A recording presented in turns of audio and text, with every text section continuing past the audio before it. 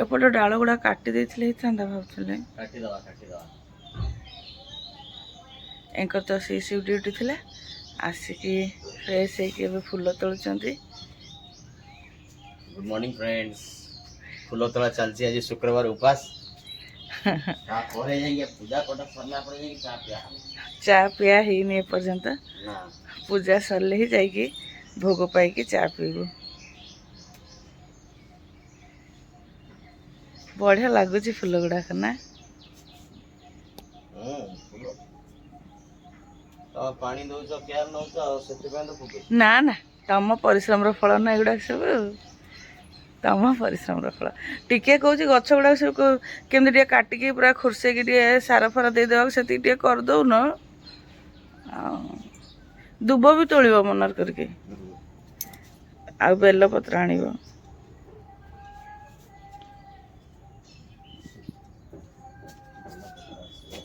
आउरी रही जाइए फूल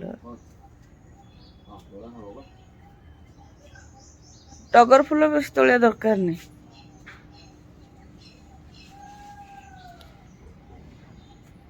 अरे एठी गोटे रही जाइए एठी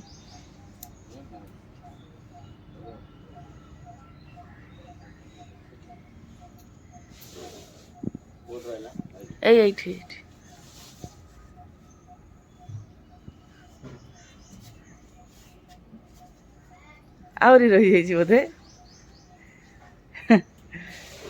आउ टे बेसी खरा हेले किंतु फुटबनी पूरा गछ पत्र गुड़ा पूरा सुखिकी केमती खरारे फुटबनी बेसी शीतर भी फुटबनी कि बेसी वर्षा हेले भी तो फुटेनी बेसी वर्षा बहुत वर्षा हेले कढ़ ठीक से ये फुटे कि थोड़ी फुटे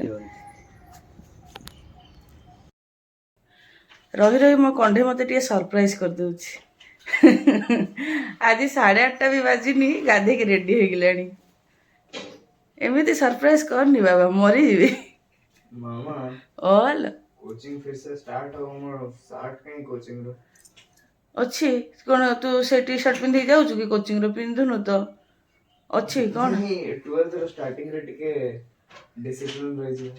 अच्छा तापर कौन ये रहबो डिसिप्लिन रे रहबोनी माने किछि दिन पिंधि तापर पिंधिबोनी कोठी अछि तो अच्छी तोरी बास्केट रे अछि बास्केट रे अछि हां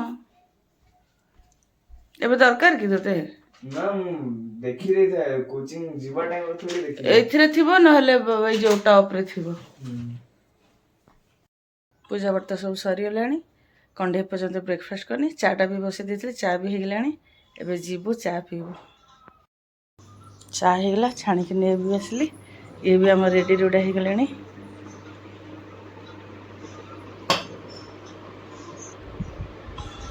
चा न पिया पूरा मुंड कण हो जाए ना मो मुंड भी पूरा एत जोर पिंधिला पानी देवी ना पानी पीच पी न पानी ना बाबा रे ये पानी आनदेल बाबा को मु भी पीबी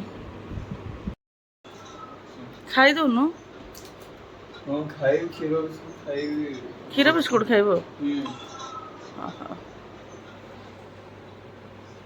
गुड मॉर्निंग फ्रेंड्स जय मां संतोषी आपण मान को आउ एक ब्लॉग रे अनेक अनेक स्वागत आशा करछ आपण माने समस्त भले थिबे सुस्थ थिबे मां का कृपा आम माने भी सब भले रहछु। आज तो शुक्रवार ब्लॉग टी आरंभ करिया पूर्व सबुदिन पर से गोटे रिक्वेस्ट जो मैंने आम चैनल रे नुआ अछंती आम चैनल को सब्सक्राइब करंतु फेसबुक रे देखले फॉलो करंतु वीडियो गुड को लाइक कमेंट शेयर करबा संगे स्किप न करिकि निश्चय शेष जाए देखंतु एवं पाखर थिया बेल आइकन को निश्चय प्रेस करिवे जहाँ फल में आगामी वीडियो गुड़ नोटिफिकेशन आपण मान पाखे सहज पहुँची पार।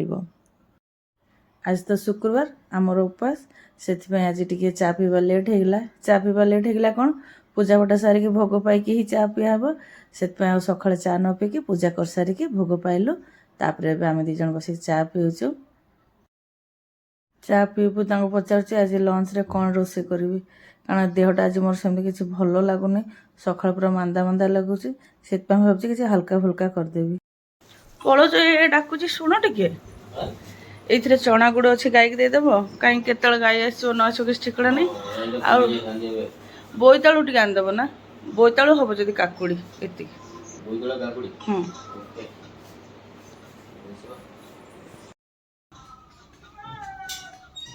ତମେ ଆଣିକି ଦେଲେ ହିଁ ମୁଁ ରୋଷେଇ ବସେଇବି ଯେ।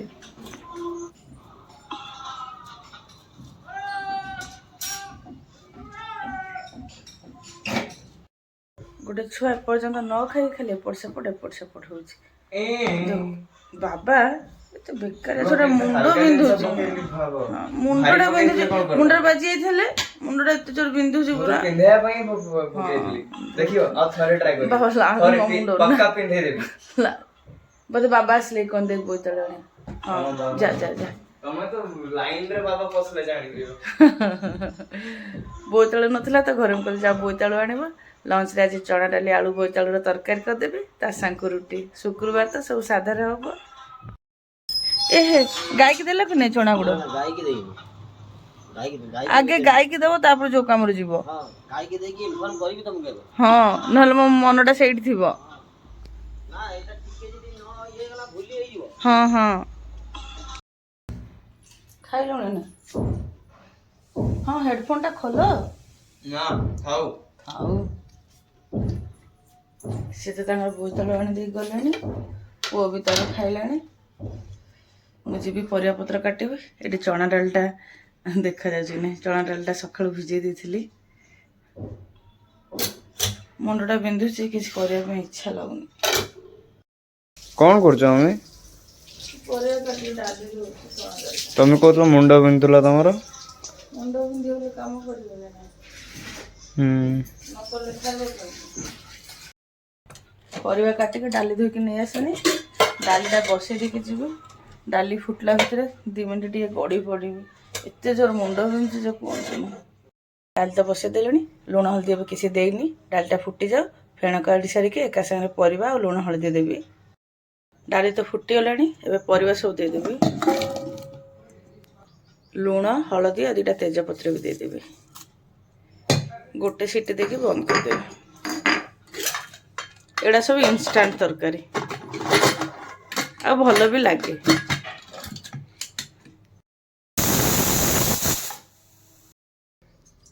ମେଡିସିନ ଖାଉଛ ମୁଣ୍ଡ ବିନ୍ଧିବା ପାଇଁ? ବହୁତ ବିନ୍ଧୁଛି। ଗଡ଼ି ଯାଉନ ଟିକେ ନହେଲେ। अरे 2-3 घंटा गड़ी जीव तो उठले ठीक है जीव मुंड बिंधा।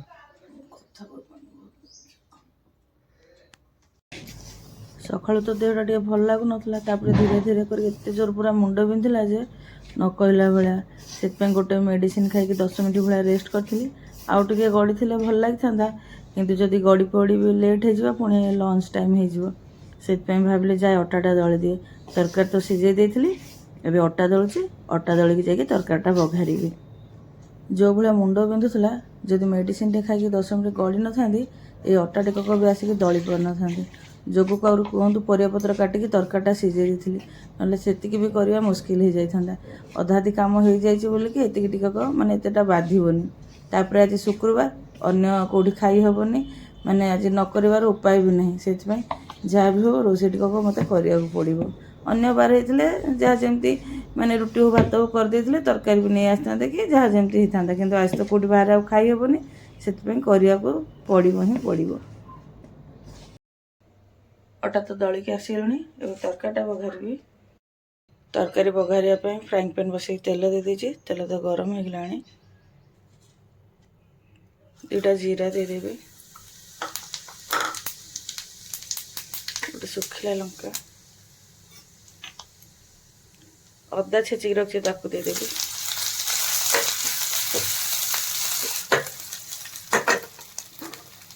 କସ୍ତୁରୀ ମେଥି ଆଉ ହେଙ୍ଗୁ ଏବେ ଦେଇଦେବି।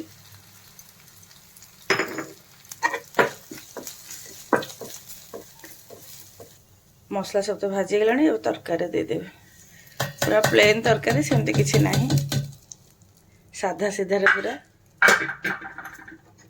ତା ସାଙ୍ଗେ 2ଟା କଞ୍ଚା ଲଙ୍କା ଚିରି ରଖିଛି, ଆଉ ଟିକେ ଚିନି ଦେଇଦେଉଛି ଟେଷ୍ଟ ପାଇଁ।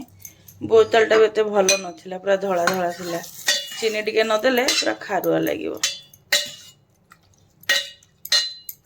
2-4 ମିନିଟ୍ ଫୁଟେଇ ଦେଇକି ତରକାରୀକୁ ବନ୍ଦ କରିଦେବେ। ତରକାରୀକୁ ତ ବଘାରି ଦେଲି, ସେ ତାର ଫୁଟୁଛି। ଭାବିଲେ ତରକାରୀ ଫୁଟିଲା ଭିତରେ ଅଟା ତ ଦଳିକି ରଖିଦେଇଥିଲି, ଯାଏ ସେଗୁଡ଼ାକର ଗୋଳା କରିଦିଏ। ତରକାରୀ ହେଇଗଲା ପରେ ରୁଟି କରିଦେବି କହିକି।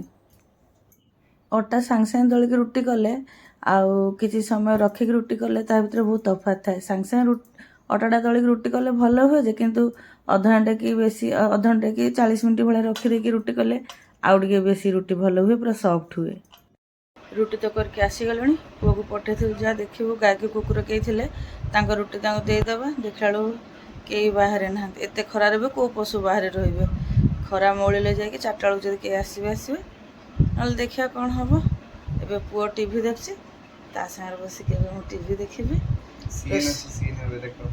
ରୋଷେଇବାସ ତ ସବୁ ସରିଗଲାଣି, ଇଏ ଆସିନାହାନ୍ତି, ଇଏ ଆସିଲେ ଯାଇକି ଖିଆପିଆ ହେବ। ଏତେ ଡେରି କଲଣି, ପୁରା ଭୋକ ଲାଗୁଛି, ତା ସାଙ୍ଗ ମୁଣ୍ଡ ବିନ୍ଧୁଛି। ନ ହଉ ତମକୁ ପୁରା ମୁଣ୍ଡ ବିନ୍ଧୁଛି ନା। ବାହାରିଥିଲି ପୁଅକୁ ଖାଇବାକୁ ଦେଇଦେବି, ଯେମିତି ବେଲ୍ କୋଉଠି ମାନେ କବାଟ ଟିକେ କଲ। ମୁଁ ଆସିକି ଫ୍ରେଶ୍ ହେଇଗଲିଣି। ଆଜି ତ ଶୁକ୍ରବାର, ପୁରା ସାଧା ସିଧା ଖାଇବା। ତଥାପି ଲଞ୍ଚରେ ଆଜି ଆମର କ'ଣ କ'ଣ ଅଛି ଆପଣଙ୍କୁ ଟିକେ କହିଦେଉଛି। ରୁଟି, ଚଣା ଡାଲି ଆଳୁ ବୋଇତାଳୁର ତରକାରୀ ବିନା ପିଆଜ ରସୁଣର, ଆଉ କାକୁଡ଼ି, ତା ସାଙ୍ଗକୁ ଗୋଟେ କଞ୍ଚା ଲଙ୍କା, ସେଇଟା ହେଉଛି ମୋର। ଏଟା ହେଲା ଆମ ଶୁକ୍ରବାର ଲଞ୍ଚ। ଏତେ ଜଲ୍ଦି କାହିଁକି ଆସିଲା? ଆଉ ଟିକେ ଲେଟ୍ କରିକି ଆସିଥାନ୍ତ। ଏତେ ଜୋର ମୁଣ୍ଡ ବିନ୍ଧିଲା, ଗୋଟେ ମେଡ଼ିସିନ ଖାଇଲି, ତାପରେ ଯାଇକି ରୋଷେଇବାସ କଲି। ଆରେ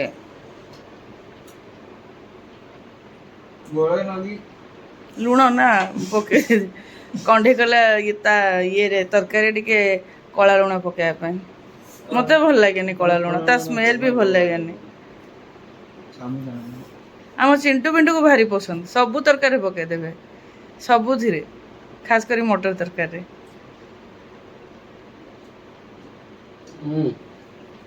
ପୁରା ମୁଣ୍ଡ ବିନ୍ଧୁଥିଲା, ଯେମିତି ସେମିତି ପାରିକି ବନେଇଦେଲି। ମାଙ୍କ ଦେହରୁ ବଢ଼ିଆ ହୁଏ ବି, ଶୁକ୍ରବାର ଖାଇବା ତ ବଢ଼ିଆ ହୁଏ ବି। ଏ ପିଲାଟା କୁଆଡ଼େ ପଳେଇଲା ଯେ? କ'ଣ? ଓହୋ, ଯୋଉ ଲୁଣଟା ଗୋଳେଇ ହେଇନି। କଣ୍ଢେଇ ରୁଟି ମମ୍ମି ଆଜି ଆଳୁ ନାଇଁ କଣଟା କୁହନ୍ତି ତାକୁ, ଅଟା ଦଳୁଥିଲେ। ମୁଁ କହିଲି ବା ଆଜି ରୁଟି ତତେ ବଢିଆ ଆଉ। ବାବାଙ୍କୁ ତ ଭଲ ଲାଗିଲା ତତେ? ଭଲ ଅଛି। ରୁଟି ଅଛି ତାର, ଯାହା ବି ହେଲେ ଚଳିବ। ଏମାନେ ତ ଖାଇଲେଣି, ମୁଁ ବି ଯାଉଛି ସେମାନଙ୍କ ସାଙ୍ଗରେ ବସିବି। ମୋ ପାଇଁ ତ ବାଢ଼ିକି ନେଇ ଆସିଛି। ସେମାନେ ତ ଖାଇ ବସିଛନ୍ତି, ସେମାନଙ୍କ ସାଙ୍ଗରେ ମୁଁ ବି ଏବେ ଖାଇ ବସିବି। ମୁଁ ସବୁବେଳେ ଖାଇବା ଆଗରୁ ଆଗେ ଟିକେ ପାଣି ପିଏ। ଯଦି ପାଣି ପିଇକି ନ ଖାଇବି ମୁଁ ଖାଇପାରିବିନି। ତାପରେ ମୁଁ ଖାଇବା ମଝିରେ ପାଣି ପିଏନି। ଯଦି ତରକାରୀ ପତ୍ର ଟିକେ ରାଗ ଲାଗିବ ତାହେଲେ ଢୋକେ ଭଳିଆ ପିଏ, ନହେଲେ ନାହିଁ। ଖାଇସାରିକି ଅଧଘଣ୍ଟେ ଘଣ୍ଟେ ପରେ ହିଁ ପାଣି ପିଏ। ସେଥିପାଇଁ ସବୁବେଳେ ଖାଇବା ଆଗରୁ ଆଗେ ଟିକେ ପାଣି ପିଇଦିଏ। ତାପରେ ବି ପାଣି ପିଇକି ଖାଇବାର ଅଭ୍ୟାସ ହେଇଗଲାଣି ନା।